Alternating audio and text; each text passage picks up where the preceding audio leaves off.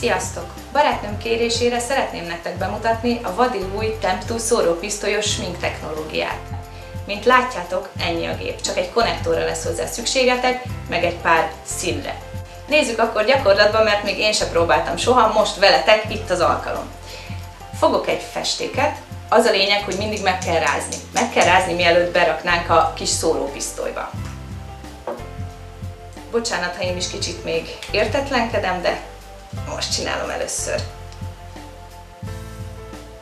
Bele is raktam, bekapcsolom a kompresszort, még előtte elmondom, hogy az oldalán lehet állítani, hogy milyen erősen szeretnénk, mert ez levegővel nyomja ránk nagyon finom, halvány rétegbe a festéket. Próbáljuk ki, nézzük meg, mit tud a gépünk.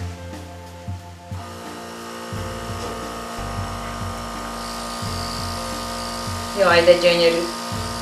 Látjátok ti is? Ilyen gyönyörű, hajszál vékony rétegbe lehet felvinni az alapozót.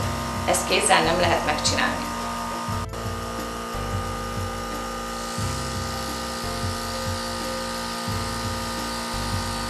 Olyan, mintha nyári szellő hűsítené az arcomat, miközben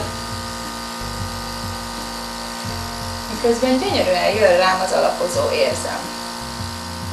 Ez a Temptu Airbrush még arra is tökéletes, hogy a korunkkal járó apró bőrhibákat már teljesen eltüntessük. Nézzétek!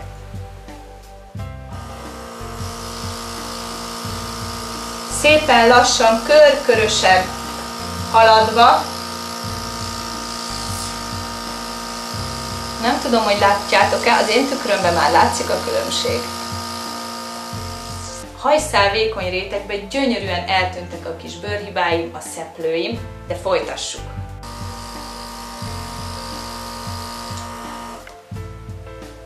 A kis gépünkön van egy picike gomb, azt ha megnyomod, és közben a másik kezeddel húzod ki a patront, ennyi. Kiválasztod a következő színt, amivel dolgozni szeretnél, mondjuk válasszuk a rózsaszínt.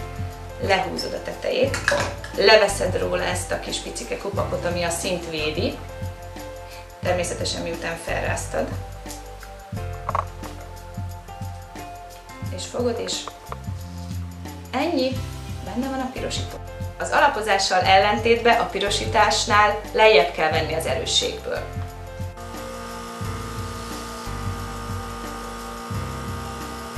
Akkor szép egy nő sminkje, ha egy férfi se veszi rajta észre, hogy sminkelve van. És ez a készülék erre tökéletes.